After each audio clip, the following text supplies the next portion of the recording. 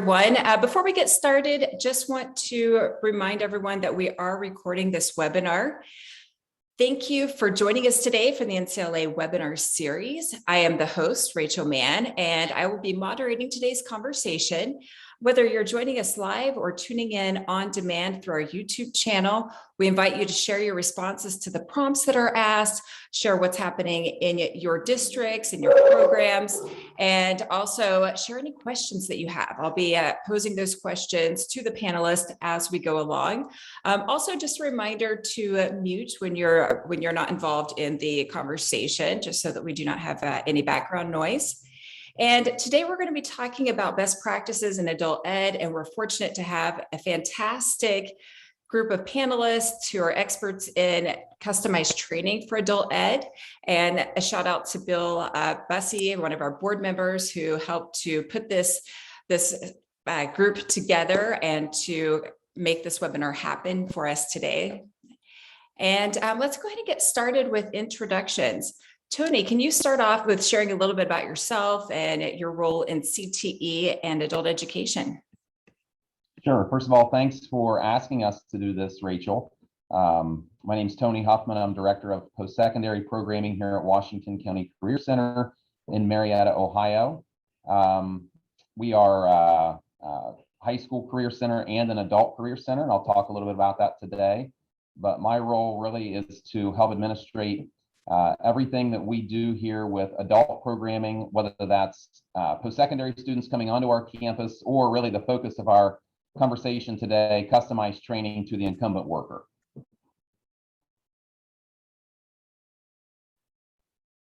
All right, well, thank you so much, Tony, and you've done a great job with helping to get this organized as well. Up next, John, can you tell us a little bit about yourself and your role?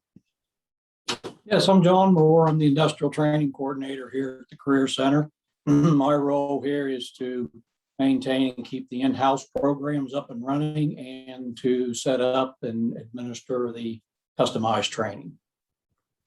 Excellent. And it looks like you have someone else with you. So Kurt, can you tell us about yourself? Oh, my name's Kurt Copeland. I'm the Industrial Training Manager. There's really no difference between the coordinator and the manager. We do the exact same jobs. On the industrial side, John and I split, we have 7 programs that we split between the two of us. And then, of course, we're both responsible for customized training in both of those areas as well. Excellent. And up next, Erica, can you tell us about yourself? Sure. Hi, I'm Erica Chester. I'm the Medical Program Manager here at the Career Center. I oversee all the adult medical programs and some customized training as well. And I have about 16 years of medical experience. So that's bringing that to the programs really helps our school here. Fantastic. And last but not least, Amanda. Hi, Rachel. Thanks for having us today. I am Amanda Sutphin. I am the Workforce Administrator for Ohio Means Jobs, and we are part of the American Job Center. We provide free career counseling and business services to employers and to people that are looking to change their career paths. We help employers a lot with their customized training and facilitating the WIOA program. Wonderful. Well, we are so fortunate to have each of you here to share your expertise and to take time out of your busy schedule. So thanks again. And for those of you who are tuning in as attendees, thank you as well for being here. And we hope that you'll be able to join in the conversation through the chat and through the comments if you're watching on demand. All right. And we'll start off with Tony. Can you tell us about your Career Center and what makes it unique? Sure. So again, Washington County Career Center, Marietta, Ohio. We have both high school programming and adult programming. We are a true county career center on the high school side. There are 6 different school districts where juniors and seniors in high school can come here for their last 2 years and take any one of our 15 high school programs. On the adult side, it's interesting to talk about our geographic location. We're right on the Ohio River, and so we share a border with West Virginia. And so while on the high school side, we have only Ohio residents, on the adult side, on the post-secondary side, we have a good mix of both Ohio residents and West Virginia residents. We do not charge out-of-state tuition. We have, generally speaking, it seems like about 30 or 40% of our adult students are West Virginia residents, and generally about 60% are Ohio residents. On the adult side, we do, we're pretty heavy with medical programming and heavy industry, a very small bit of IT. I know some career centers are bigger in IT than us. Our workforce in this area, if you look at kind of how the jobs are split, we have a big medical presence and we have a big manufacturing presence, which account, if you add those two together, that adds up to nearly half of all the jobs that are available in our Mid-Ohio Valley region. Two healthcare systems. We have one on each side of the Ohio River, and on the heavy industry side, it's manufacturing. And if you want to think about chemical plants and plastics plants that produce all sorts of grades of plastic, anywhere from your run-of-the-mill lower level stuff that's going to be like maybe plastic silverware, to higher end plastics that are going to go into prosthetics, medicines, maybe even some that go to NASA contracts. So in this area, the good paying jobs are in healthcare, but also in manufacturing in the chemical and plastics arena. Fantastic. Well, having grown up in West Virginia, it's always exciting to hear my alma mater mentioned in a webinar. And who is your target audience for enrollment? So I'll talk about that in two different categories. Our target enrollment for post-secondary programming, and when I say that, I mean the students who are coming here onto our campus to take one of our Ohio Department of Higher Education approved programs. The target audience for those programs, for someone taking a medical assistant or a surge tech program or a chemical operator program here on our campus, it's a young adult, generally in their mid-20s. I've been in this position for 6.5 years now, and I've actually seen in that short time period, I've seen our average age get younger. Just a few years ago, I would say our average age was closer to 30, and today it's closer to 25 or 26. We're big with non-traditional on the post-secondary side. We want to try to get as many, women into heavy industry and as many men into medical programs as possible. So that's another target for us. We're seeing more and more students come to us right after high school. And so, across the country, I think people are realizing that, yeah, there's always going to be those occupations that require a bachelor's degree or higher. But I think we're finally waking up and realizing that, about 70% of the jobs in our workforce across the country are really skilled labor that can be accomplished with certification. And so, we are seeing a younger group of students every year. We have students, it seems like, more that are coming to us directly out of high school. And, that's encouraging to us.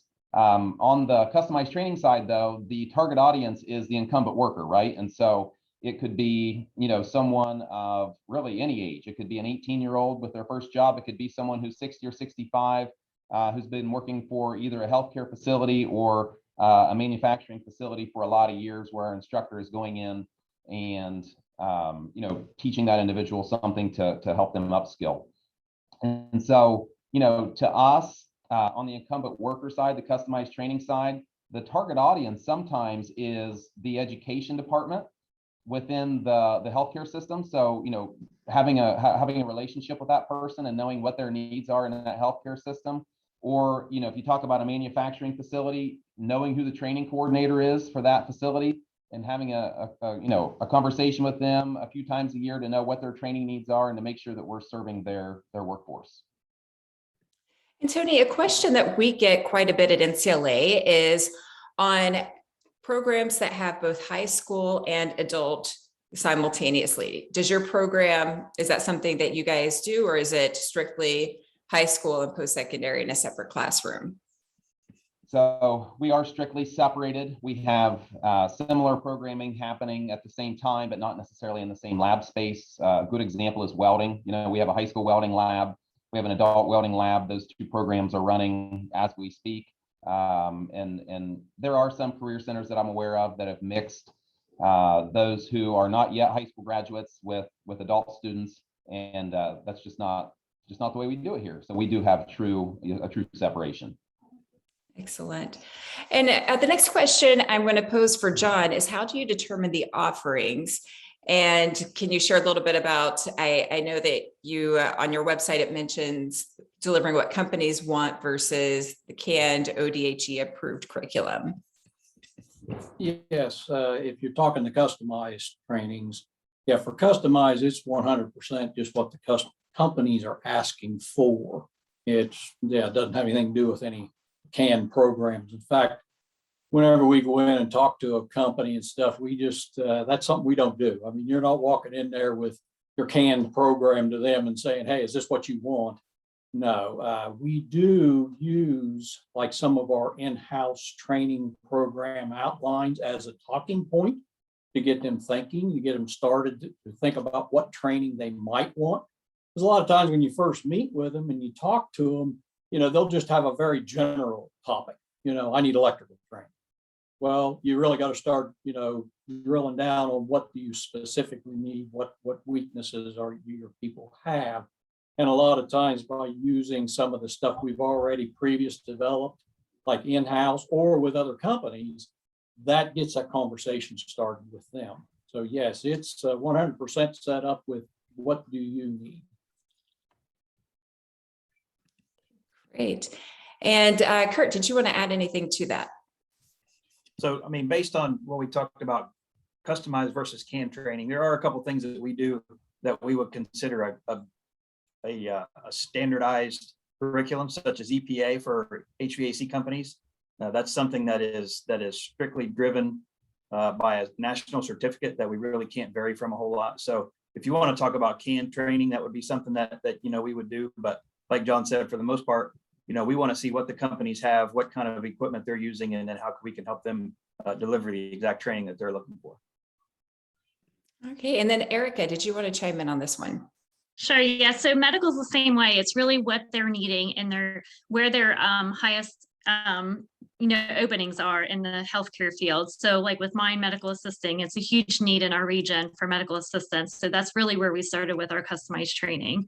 And I do the same thing. So I take what we're doing in-house and I say, here's what we do for a 12-month program. How do we want to make this, shorter for your programs and cater it to your needs? Because every hospital is going to have different needs for what their ultimate goal is, the end goal. Great. And John, can you share with us about where the training is happening? That can vary. We do have our training labs here in the school. So we do offer those to the company. Obviously, if they want to send their people here, we can do the training right here.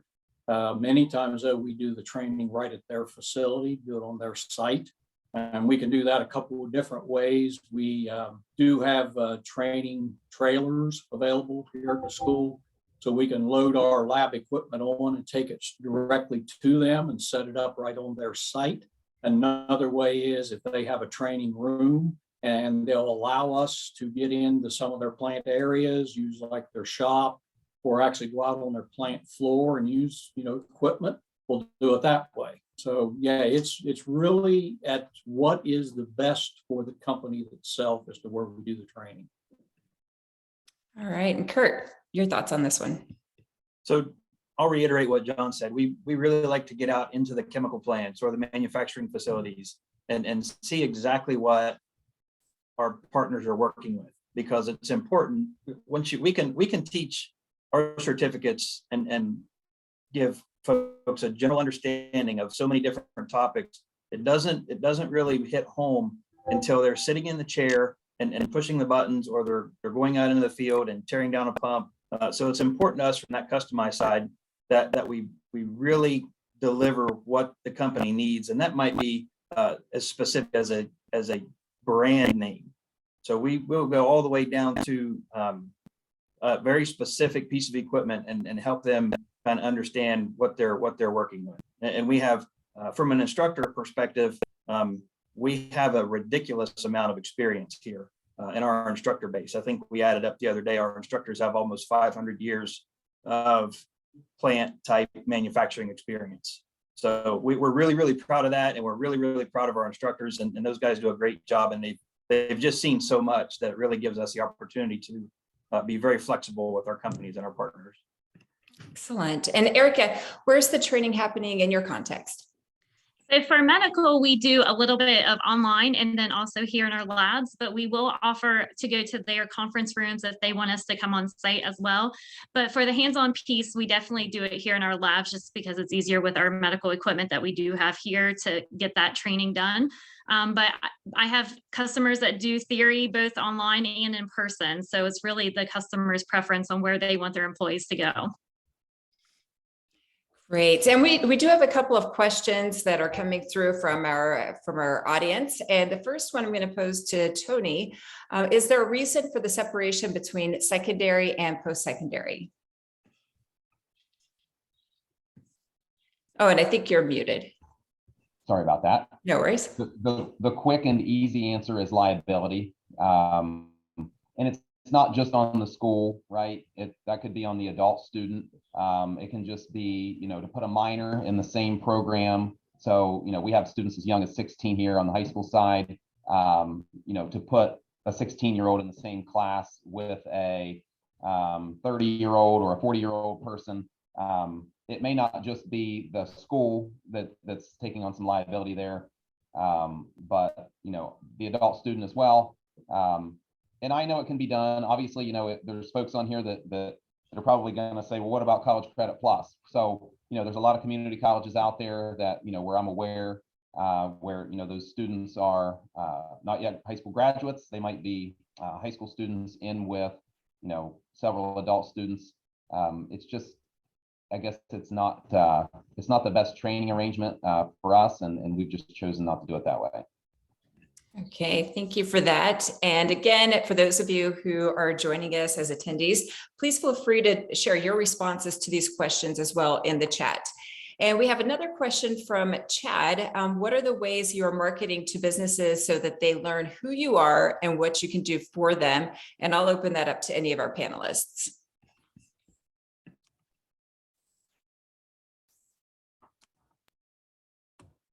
I'll start from oh, sorry, Tony.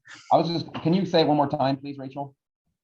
Oh, sure. Yes. So for the marketing end of it, what are the ways you're marketing to businesses so that they learn who you are and what you're able to do for them? I'll talk generally about that, and then my folks can add on if they'd like. We have advisory committees. We have to have advisory committees for all of our programs. And so, twice a year. So I'll give Erica, for example, for her Surge Tech program, she's going to have representatives from the local hospitals come in twice a year, and we're going to talk about Surge Tech. We're going to talk about the curriculum, the equipment, the labor needs currently, what credentials were, what national exam our students are sitting for, and we're going to take feedback from those workforce professionals and the people working in the field. And so that starts to develop a relationship, and we're able to have those conversations with them about how could we maybe teach their incumbent workers a piece of the Surge Tech program. For example, if they needed to have like a sterilization certification, that might be something that we could do with our Surge Tech instructors. The same thing happens on the industrial side with advisory committees. They become aware of what your programs are, and they're able to think to themselves, well, geez, this one course in this year-long program would be really beneficial to our maintenance staff or whatever the job category may be. There's also marketing events that you can hold. We just actually hosted we called it a lunch and learn, where we invited local businesses in, and it was really about the funding agents had a lot to do with it. Amanda was here. We had folks from the Ohio, the Governor's Office of Workforce Transformation. So here in Ohio, we have the Tech Cred opportunity. So we had someone talking about different ways. We had different funding sources talking about how to pay for the training.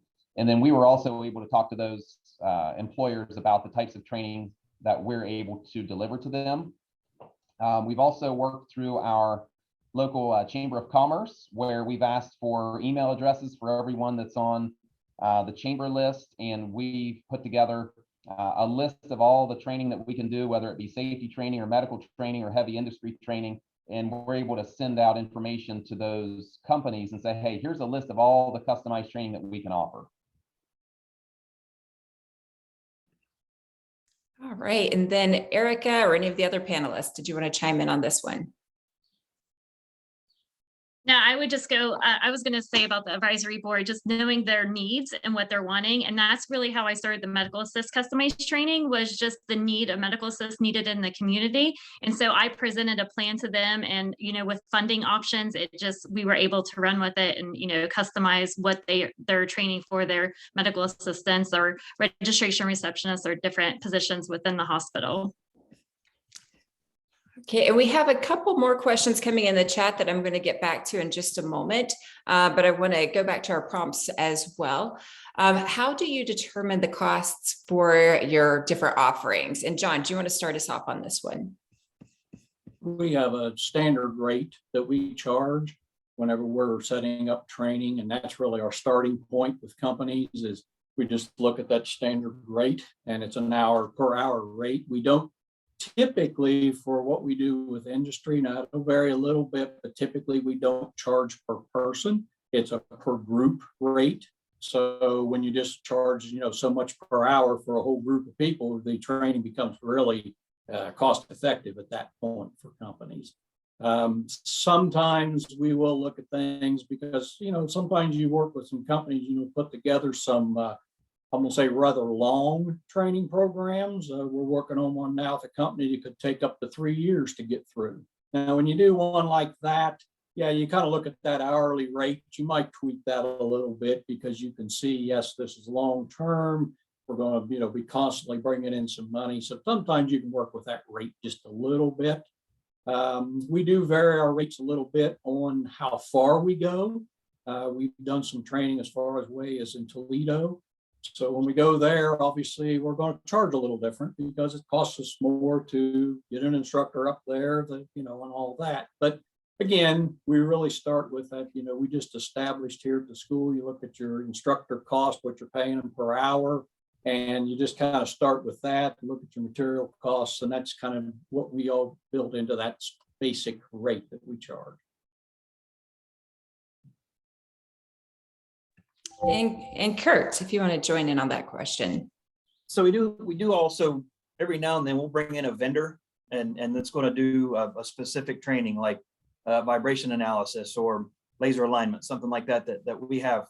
We'll have a company call us and say, hey, would you be interested in doing that? And in order to offer that to our partners at a reasonable price, we will kind of do that by a per person rate because we're paying the vendor to come in. And then, of course, we want to make sure that cost gets covered. So we would do a per person rate in that type of scenario. But like John said, we're typically hourly. We do have a prep rate where our instructors, when we go out and do customized training, like we mentioned earlier, we really want our instructors to get a great feel for what the customer wants. So in order to do that, there's some preparation involved. And that's a considerably reduced rate from what we would charge for the actual training. But we, when we set up our proposal or we talk to our vendors, they understand that there's going to be some preparation time tacked on to the actual training time. All right. And Erica, what does it look like in the medical programs? It's the same thing. We have a standard rate. I do it per student for the medical just because it is a little different. I do a lot of the prep time. So a lot of that's my time that I have into the curriculum that after I meet with, the hospitals and healthcare facilities. Also the materials. So they have books that they purchase for the student and just the funding option. It's just easier per employee for the hospitals when they go to do their funding options. So instructor cost goes into that rate as well. And just lab time. So the lab rate, what supplies we're using in the lab, that's all part of that rate that I put in with the customized training. Excellent. And while we're talking about costs, we have a question from Lizeth in the chat. She's at Westbeck here in Arizona. Are the post-secondary instructors full-time, and what do their salary ranges look like? And anyone can answer this one. They are all part-time. All of our high school instructors are full-time. All of our post-secondary instructors are part-time. We do use a higher rate for some of those customized trainings. So, if you want to think about as a percentage, we pay about 50% more on the hour for someone who's maybe doing a customized training for us compared to what they might earn if they're teaching in one of our post-secondary programs. And to help folks maybe, have some kind of basis, the way I like to think about it, and I think, Erica, John, Kurt would agree, generally speaking, you want to think about what is your cost in terms of the prep time, the instructor time, the travel time, if there's hotels involved, the meal reimbursement. And we're generally going to be doubling that cost when we give a company or a healthcare system what our proposed rate is going to be. And that's how you're going to recoup the costs for all those other ancillary services that we're providing that we're not able to cost out on the invoice. So, Kurt and John are full-time with us. They have multiple hours that go into those proposals. Erica is doing the same thing. We have equipment that's going to have wear and tear that we're taking out to these companies or letting these healthcare systems use. We have other administrative costs here in this office when we turn around and we have to create certificates or the invoicing. So, the accounts receivable and so forth. But generally speaking, if you can come up with what your obvious costs are to deliver the customized training, and for us, generally somewhere close to doubling that cost in terms of turning around and offering a price to the company is at least going to get you in the ballpark. Great. And we have another excellent question that I want to pose to the panelists from Kara Evans. And Kara's at Autry Tech, which is in Oklahoma. I had the opportunity to tour their facilities a couple of years ago, and they're doing awesome things with their post-secondary programs. She's asking, how do you balance short-term customized courses for existing workforce alongside these full-time programs? I'm gonna let the program managers answer that because that can be a challenge sometimes. Yeah, that can be a challenge, that's for sure. We sit down, and that's the thing, when these jobs come in, companies, call, you never know when that's going to happen, obviously, and that can happen at any time. And it does get very challenging at times for us that when, you get those calls and they want this training, and sometimes they want it rather quickly. So you got to move fast to be able to, meet their needs, especially with some kind of a regulatory training they're up against. And unfortunately, sometimes they wait till the last minute to want to schedule those. So, we have a good mix of instructors here, in such that if something comes up that we need one of them for a specific training, typically we can do some schedule changes and pull in a different instructor or just have them teach at a different time. And that frees up that person's time to be able to go out or get that training done however it needs to be. But to say at times that Kurt and I aren't sitting here kind of scratching our heads trying to figure out how we're going to make it work, it happens at times. But a lot of times too, unless it's like I say, a company's really against something that's just a crunch time, they need it immediately, you can work with them. And you can just, tell them, look, here's where we are. Can we put it off to this point? And typically you're only talking, maybe a week difference or something, just to kind of, but again, you build those relationships with them. They understand and they will work with you. Honestly, one of the biggest challenges that we have, because we deal with 24-hour operations, folks that work in chemical plants and operations that never shut down, they're all shift work. So if you've got 4 crews, and they all need the same training, that's when we have to start balancing who's going to do what when. So that becomes difficult. But the glory of it is that most of our programming is in the evenings. So we do 5:30 to 9:30 for the most part. We have a couple of daytime offerings, but that gives us our daytimes to free our instructors up, provided our instructors are retired. We have a couple that are still, that still work, which, sometimes they get kind of bumped out of the customized piece because they only do evening stuff. But it's certainly a balancing act. And I would agree with that. Oh, sorry, Tony. I'm sorry, Erica, to jump in before Erica talks about the medical side. I think some of the industrial programs lend themselves a little bit easier than others to allow John and Kurt to juggle instructors. So for example, some of our programs, the first day of class has to come before day 2, and day 2 has to come before day 3 because one builds on another. But not all programs are like that with the industrial. So there are topics where, it needs to happen that quarter, but it may not need to happen in week 1 or week 2. It might be able to happen in week 8 or week 9. And so, they've done a nice job of when they were talking about juggling instructors, they might have a fork truck training that's a part of a program here that they need to reschedule and advance that 3 weeks down the road for the on-campus students coming here, because we need that instructor to go to Columbus or somewhere else to do a customized training. And we just move someone else in and have them teach, a different concept at an earlier time. Now, again, some programs that's easier to do than others. If you're in a program or a course where the content is building upon each day and progresses throughout the quarter, it's harder to do that. Erica, go ahead. I just was going to say, I think it takes all hands on deck. I myself have taught courses before, so maybe I pulled an instructor out of our MA program and I would go teach that program while they went and taught the customized piece of it. So just having that medical background, I'm able to jump in and help my team with that. But it is a challenge, especially with COVID and, just some different things going on. But just being flexible, I think, is the key to having success with it.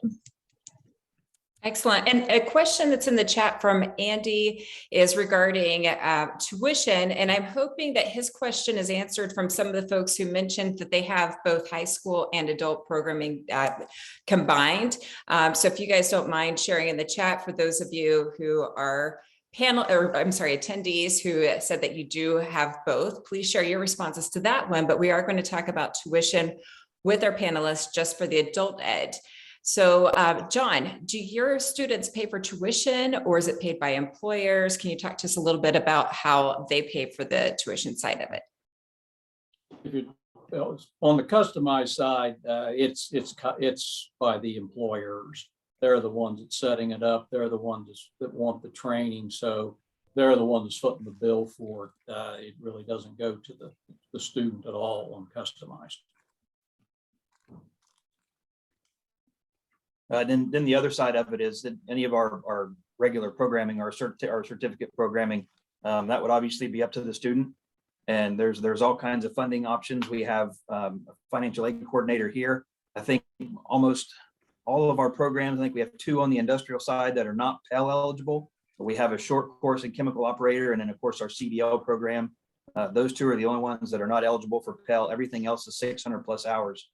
So they go through the FAFSA process, and then they go through obviously from Ohio Means Jobs and anywhere else that they can come up with, or Workforce West Virginia, anywhere else that they can come up with that kind of funding. We've actually had a couple of students get the micro scholarship, the Dirty Jobs guy. We've been so there's plenty of opportunity there for the scholarship monies. Yeah, Rachel, I was going to jump in here with Ohio Means Jobs. We have several different programs that can help the individual or the employer. We have incumbent worker training funds that are used through the WIOA program. If most of the time, by the time the employers get to us, the training is already kind of set up. We give them an application to complete to apply for the incumbent worker training. And based on the employer's size and how many employees they have, determines how much money can be reimbursed to them. If an employer has 50 or less employees, then they only need to pay for 10% of that training. The training needs to be get a recognized credential, like a forklift driver, the OSHA training, things like that. Ohio Means Jobs can help out with that. If an employer has 100 or more employees, we pay for 50% of that training. On the other side, where if an individual wants to maybe go get their CDL, they can come to Ohio Means Jobs and apply for WIOA Adult. And if they're income eligible, if they meet the eligibility guidelines, then we can help pay for some of their training to go through that program. Great. And Tony, did you want to add anything to that? We're big on scholarships here. A lot of the schools that are on today's webinar received money through, whether you call it CARES Act money, American Rescue Plan. On the post-secondary side, we really call it HERF money. We've actually been able to give some of that money back to students. So we've been able to use some of our institutional funds and kind of redirect that back to the students through scholarships. And again, another challenge to being on the Ohio River. A lot of the time when we get money, we can only award it to residents of one state, but not the other. And it's typically Ohio residents who can get it and West Virginia residents who cannot. And we've always felt kind of bad about that. So we've been able to redirect some of this HERF money, some of our institutional funds, and open up a new scholarship that we call Mid-Ohio Valley Work Scholarship. And we'll award that to an Ohio resident or a West Virginia resident. And that's really worked out well. There are other workforce partners out there that you want to be aware of. You should be talking to your Chamber of Commerce to find out about, possible money that might be available. We have a strong Ohio manufacturers coalition here. There's an Appalachian branch that's kind of here in our region of the state of Ohio. They have training dollars available at times to develop curriculum, maybe to even help purchase equipment that a company might need to be able to train. There are other, we have an economic development agency in Ohio called Jobs Ohio. So, to us, we see a big overlap between economic development and workforce development. And so oftentimes, that economic development agency will be trying to save a company from going out of business, or trying to save, the company, keep the company in Ohio, retain those jobs so that it doesn't get outsourced maybe to a foreign country. Or to attract a new company to the area. And one way they do that is through subsidizing the cost of workforce. And so we've had some success there too, working with, even though we're a workforce development agency, a training provider, we have worked with economic development agencies to train, right? Because, we believe there's a close tie between workforce development and economic development. Excellent. And I think that we've covered both the customized and the both types of tuition. Is there anything else that the panelists would like to add to questions 8 and 9? Okay, all right. Okay, and so we have a question in the chat that relates to our next prompt. Connie Shriver is asking, does adult ed provide any training for high school students? Any short-term certifications, some of which can be used for graduation in Ohio? So the next prompt is, what credentials or certificates are awarded? So if we can address both of those at once, and we'll start with John. Part of that'd be a little better answered by Tony, to be honest with you on some of that. For our side, typically it's certificates. It's pretty much everything we do is a certificate through the school, particularly on the customized piece. Now, we can also do OSHA training. So anything that's OSHA related, they do get the OSHA card in addition to a training certificate through us. So we have a couple of licensures as well. Obviously, the CDL would be the credential. Your commercial driver's license would be the credential after that program. HVAC would provide an EPA license. Those similar things. Welding, we offer 4 AWS certificates upon graduation, provided that you complete those tests. I think that's pretty much it on our side. Yeah. So I can address Connie's specific question. On the adult side, we do provide some certification training for high school age students. Erica, for example, has done some CPR training for the high school age students. So we have high school medical programs, for example, where one of our adult medical instructors is actually providing that CPR training. We've done, we have the ability to do OSHA, like John and Kurt were saying. Many of our industrial high school programs here have OSHA built in, so we could be the training provider for an OSHA. We have a high school heavy equipment program and a separate high school diesel mechanics program. We try to encourage as many of those students as possible to go through our weekend CDL before high school graduation. So in Ohio, you have to be 18 to do a CDL. You don't have to be necessarily 21, but you have to stay within your state until you turn 21. And so in the last few years, we've seen a lot of high school age students who in their senior year will come to us to do one of those certifications. A lot of career centers in Ohio on the adult side also run what's called the senior only credential for high school seniors. And it's just sort of another way for the post-secondary side of adult career centers to get involved and maybe offer something that the high school side's not been able to offer in the past. So for example, if we had an EMT program, for example, that we ran on the adult side, we might be able to also offer that same EMT credential to seniors in high school through Ohio's what's called the Senior Only Credential program. And so there's a lot of career centers. There are a lot of career centers in Ohio that are doing it that way. Okay, and Erica, can you talk to us from the medical side? So for the customized, they do get a certificate of completion, and then they can sit for certification. So just for example, the medical assist customized that we do in our 12-month program here, our students sit for the AMA certification, which you have to go through an accredited program to sit for that certification. A lot of our customized training and through the employers, they sit for their NHA medical assistant. So they have to have a year's background experience in a clinic. And then what the employers are doing are sending them to our customized training to just get a little bit more of that hands-on clinical piece that they don't necessarily get in the clinic. And then they're going and sitting for their certification exam. So technically from us, they're getting a certificate of completion, then they go on to sit for their certification. Great, thank you for that. And I have a question in the chat from Lizeth here in Arizona, and I believe this one is for Amanda. She's asking, did I hear correctly that you also offer CDL? If so, what does that program look like? What we do is we will help pay for that program. In our area, we have 2 different training facilities that do the truck driver training. And if an individual comes to us and is wanting to start a career and get their CDL training, we will have them complete the application for a WIOA adult program, and WIOA is a federal program, so that would be probably offered in that state as well. And once they complete that application and they're determined eligible for the program, then they can go to a training facility and complete that program and get their CDL.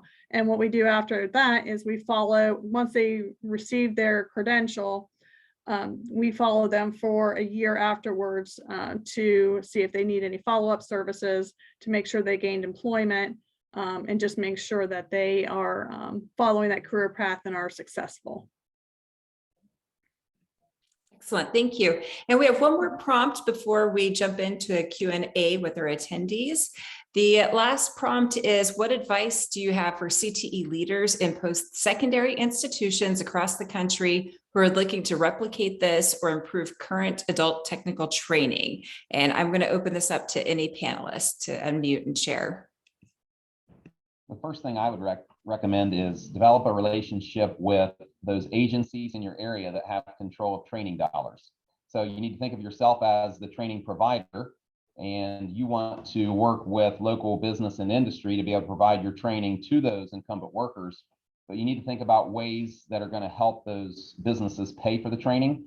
So Amanda Sutphin, for example, who's on the panel today, her office happens to be the fiscal agent of our local WIOA, federal WIOA grant. And so, figure out who the fiscal agent is. In Ohio, we have workforce development boards. I'm sure the state's represented on this call. You have something similar to that, where there's a panel of folks getting together as a board and deciding how those Department of Labor funds are going to get spent in your area. Amanda's talked about, some of those WIOA dollars go out the door in what are called the adult dollars, where they're serving an adult who's trying to pursue training.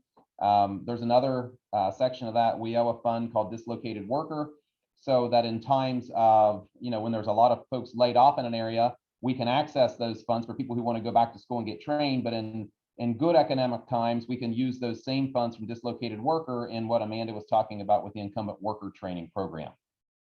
Like I said earlier, reach out to your chambers of commerce to figure out, oftentimes employers will reach out to the chamber when they have a training need because they don't know who to ask. I would recommend that you do some marketing. You should have something on your website, talk to your instructors and figure out, beyond what they teach for you in the programs that are approved at your state level for post-secondary students, figure out what those other areas of expertise are that they might be able to teach to incumbent workers. Through your advisory committees, you should be talking to your companies to figure out what kind of training needs they have. Like I said, you need to have someone who is creating what I call an asset map for your area. You know, do you have a connection? Do you know who the training coordinator is in that manufacturing facility 3 miles down the road? And if not, place a phone call and figure out who that person is, and ask them what their training needs are. You know, if you have a strong medical program or department in your school, you need to figure out who in the education departments of your local health system is making those decisions for training. So there's all sorts of things that you can be doing, but the biggest thing is awareness. You need to have awareness of, you know, where the money is available for the businesses. You need to have a relationship with the businesses to know what their training needs are, and you know, figure out what those events are in your community. We have a strong safety council here where, you know, businesses can participate in safety council and actually receive a rebate on their workers' comp. And so once a month, there's a meeting where a safety topic is presented, and you know, that turns into a networking opportunity. So there's just all sorts of ways to network and to figure out really what workforce's needs are.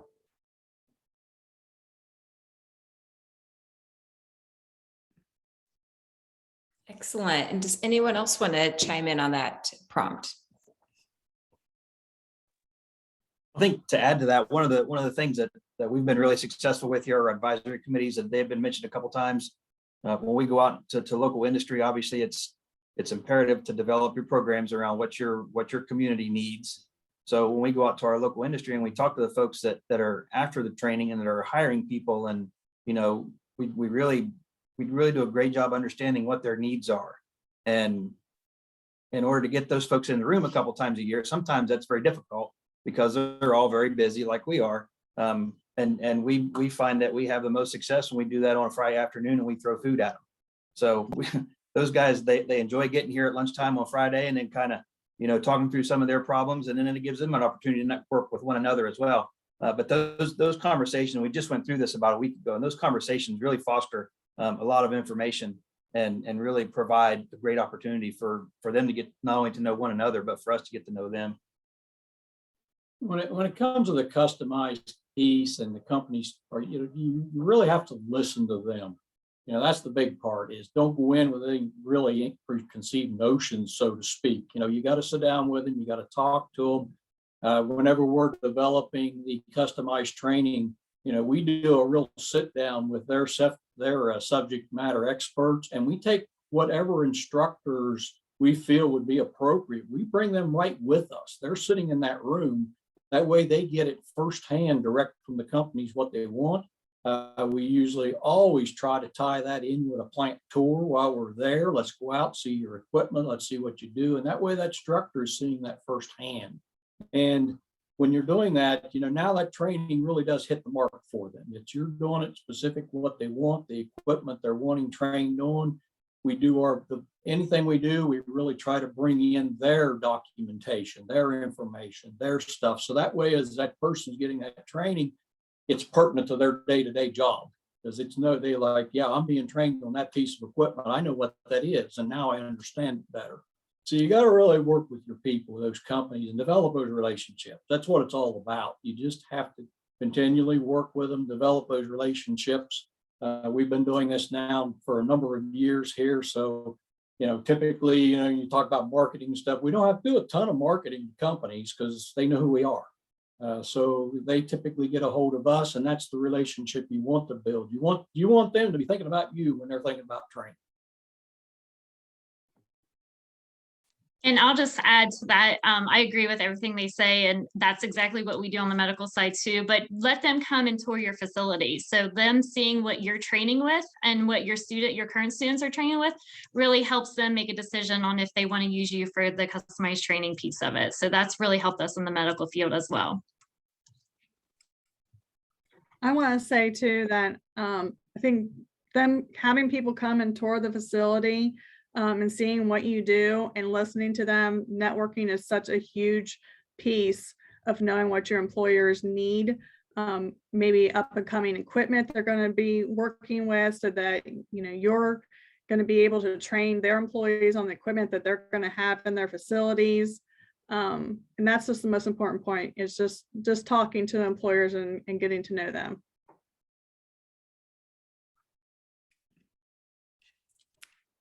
Excellent. This is all wonderful advice, and I appreciate you guys sharing all of this great information for our attendees, both those joining us live and those tuning in through YouTube. And we have about 10 minutes left, so I'd like to open up to the audience to either unmute and share any questions that you have, or to share any additional questions in the chat.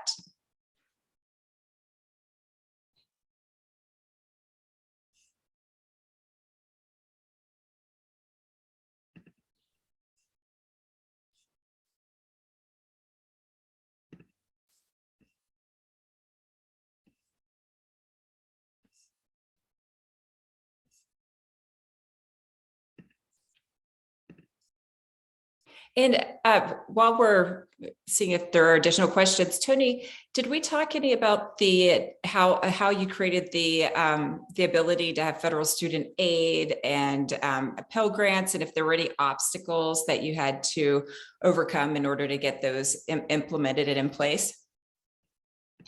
Well, every adult career center in the state of Ohio had to go out and find an accreditor about 7 or 8 years ago, because the one that accredited all adult career centers in Ohio lost its accreditation with the U.S. Department of Ed. And so we all now have one of 2 institutional accreditors, which is a requirement to have the federal Pell Grant.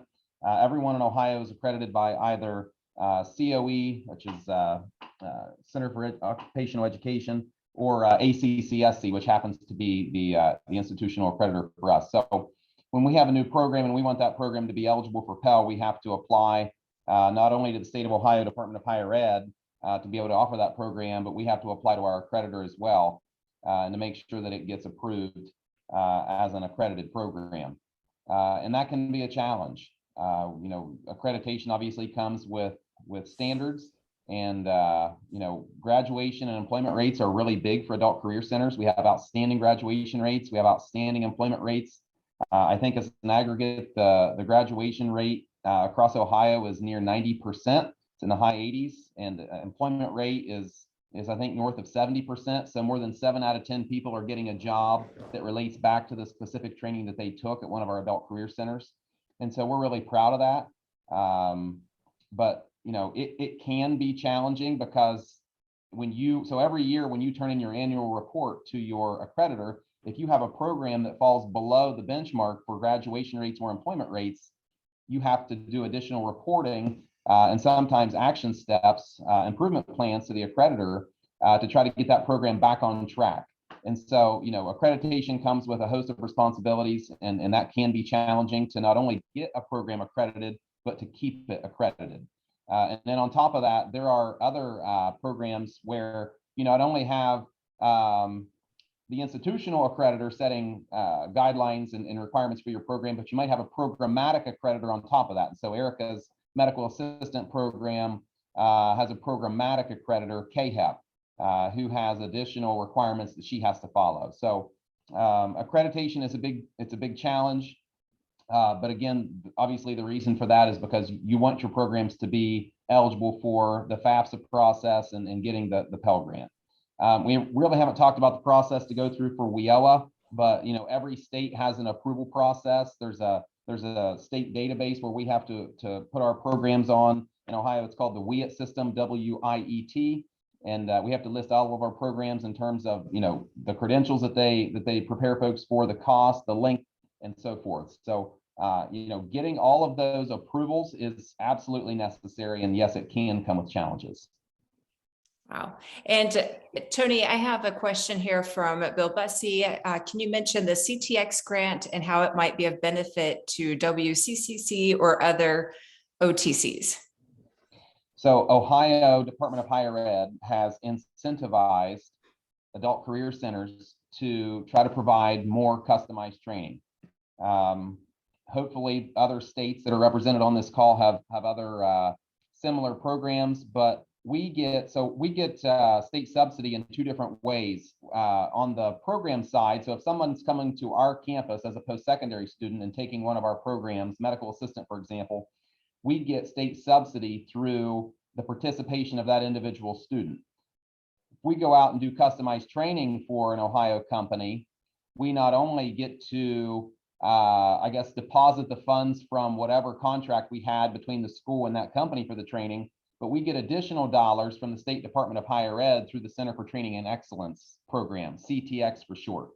And so, there's an incentive there for adult career centers to provide more customized training because there's a competitive funding formula for that. And so the Department of Higher Ed kind of places all adult career centers that do customized training in one of 3 tiers. And so if you're one of the ones doing the most customized training, then we get the most subsidy. And so, we've enjoyed being in that highest tier, and it is a big help to us in terms of state subsidy. But we've been able to really do more for local business and industry because we have more capacity now.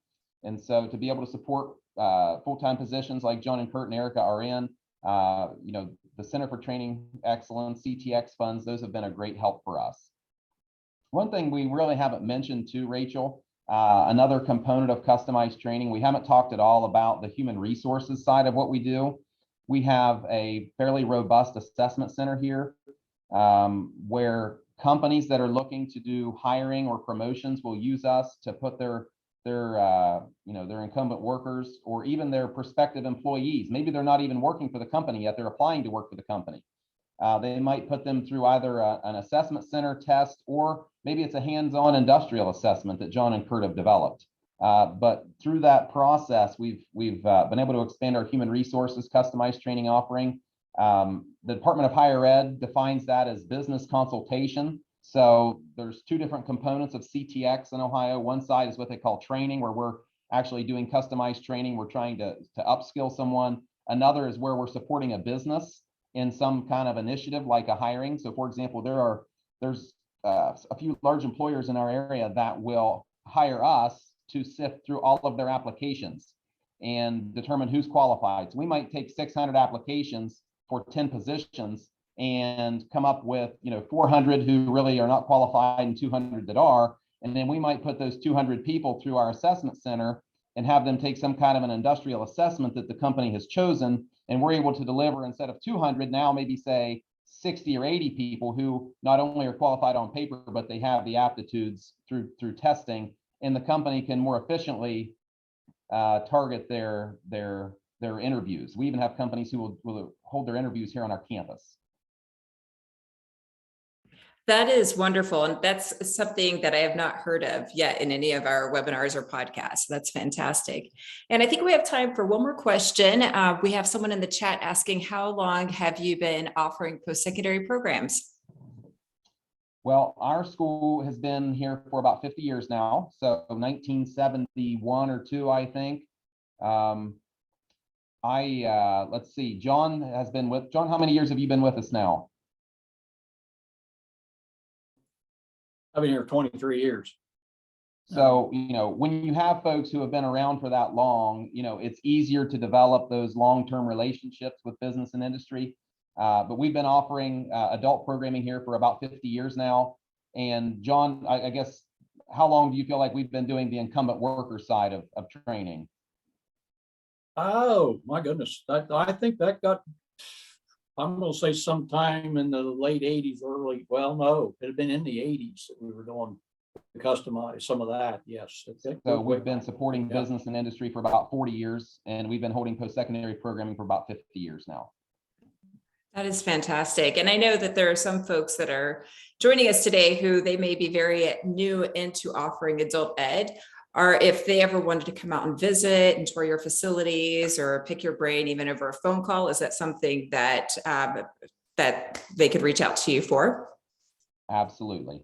We have we like to share, and we also like to call on other friends to host us for those kinds of things. We've actually had staff members just last week who have been on other campuses looking at programming, and that's what it's all about, right?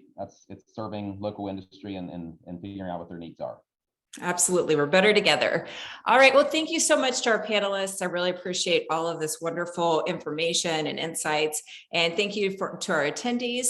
If there are topics that you would like for us to address on future webinars, or if you would like to be featured, if you want what's happening in your state or your program to be featured on a future webinar, please reach out to me at info@ncla-cte.org. And thanks again. Have a wonderful rest of your week.